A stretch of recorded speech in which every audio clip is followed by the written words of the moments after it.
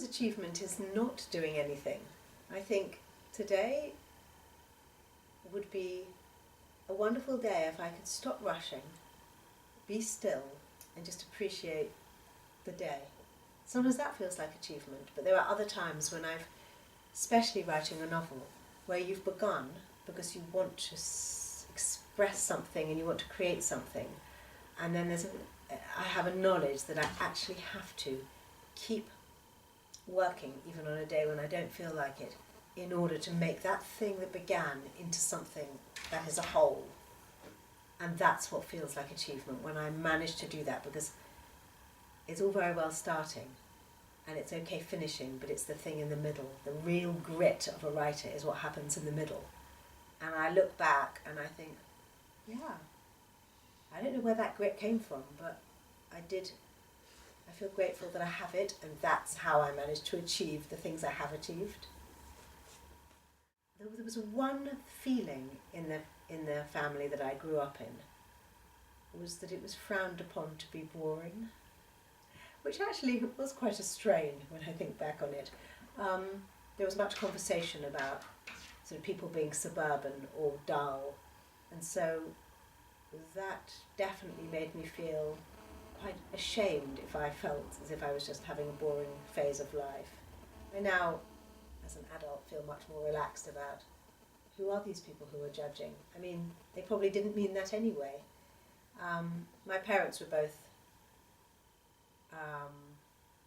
unusual individuals, very independent and very creative people, and so, yes, I never felt that they had any expectations of me, but I had expectations of myself, that's for sure. But they didn't come from them. For my mother, she was an incredibly resourceful woman, and she was never able or willing to compromise, which led her on a very individual and sometimes quite a lonely path. But what I learned from her was to live life to the full with the resources that you have. She was very she wasn't interested in money or gaining accoutrements that would somehow, she didn't care about a modern kitchen, or what she cared about is just enjoying and experiencing the day. And she was very inspired by nature and by beauty, and I got a lot from that. We had a lot in common in that. My father had an incredible work ethic, and what he loved to do was work, and he was very, very clear that that was what he loved to do. So in a way, I got from him the patience to know that if you want to make something beautiful, there's no point even counting the hours it takes. You just do it till you've done it. I feel like I'm a real mixture of them, because I work very hard writing a novel, but I'm not like my father, who works all day from 7 in the morning until midnight, because there are other things I want to do. I would want to go for a walk. I want to be with my children. I want to cook. I want to spend time doing all sorts of things in the day.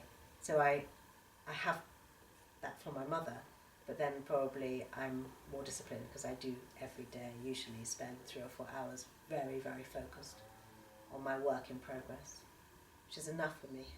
What would be an ideal day? An ideal day, I love the morning and I love the night, so I'd like those times to stretch and the afternoon to shrink, because I'm not so keen on the afternoon.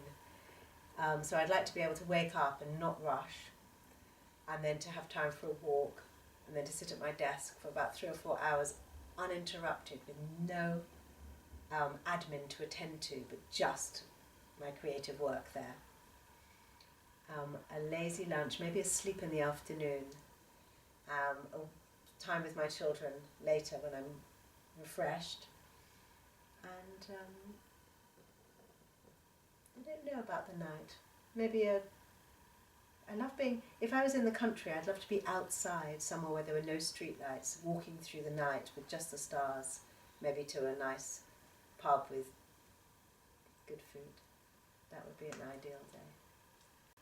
I don't know if I have one particular greatest achievement, but I do feel very proud of myself for wrenching, through sheer discipline, myself from the acting life that I was living, which really didn't suit me, into a writing life which did suit me. And I didn't want to do that, and I fought against it because it seemed like too much hard work, and what I wanted was someone else to make my life happen. And I didn't know that that's what I wanted until I took the plunge and made my own life happen.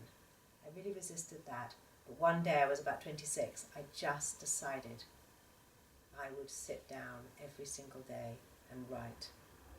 And it was a changing point in my life, and it gave me my life back into my own control.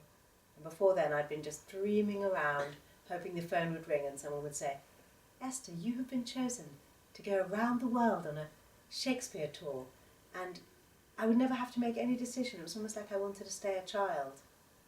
And so, yes, I finally kind of forced myself, and it takes a huge amount of discipline to begin writing. Once you're doing it, I must say it's extremely addictive.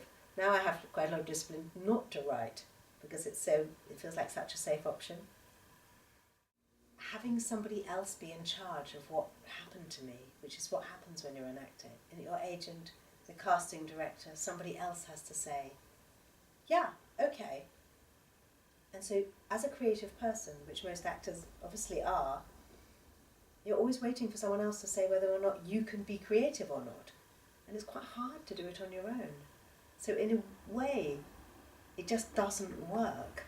So for me, there was a feeling of somebody else is in control of my life and I have no choice. I felt very, I felt quite adrift. But then occasionally when I was working in a really satisfying job, it felt wonderful. When I was 13, I had decided I want to be an actress. And here I was being an actress. I couldn't really even believe that I'd made my dreams come true. And I loved the routine of it when I was, especially if I was in a play, that every night at a certain time you would arrive at the theatre, you'd go into your dressing room, you'd prepare with your makeup and your costume and the conversations with the other actors, something incredibly safe about it. I'd say some of the happiest times in my life in those years was on the second or third week of a run when you're not nervous anymore, and it's about an hour before the curtain goes up, and you're sitting in the dressing room with a few friends from the cast, and you're looking in the mirror and you have your costume, you're all ready. Just such a magical, it's like you're out of time. You're living in a make-believe world and you're about to create a story for an audience. It's just absolutely magical. I don't feel so differently when I'm in my study and things are going well with my story, and I realised that I was always a storyteller, but I just found a way to tell a story as a novelist that actually was more satisfying. And there was one day when I was halfway through my second novel and my agent said, would I go up for a casting for an advert? And I said, I don't know, I never get those adverts. And she said, oh, it's a really interesting director and it's a comedy advert and it's a big campaign, it might lead to other things, I think it's a good idea. She didn't know that I was writing like I was. She knew I was writing a bit, but she didn't know how serious I'd become about it. And I went to the audition and I waited in the waiting room and I could hear through the wall the actress before me speaking her lines. And I just thought, I just don't want to be that person. And so I said, I'm just going to go for a little walk, I'll be back. And I walked and I never went back. And actually that was a moment. I didn't know it then, but my agent was disappointed and quite cross, and she never put me up for anything again. That was the end. That was the end of it.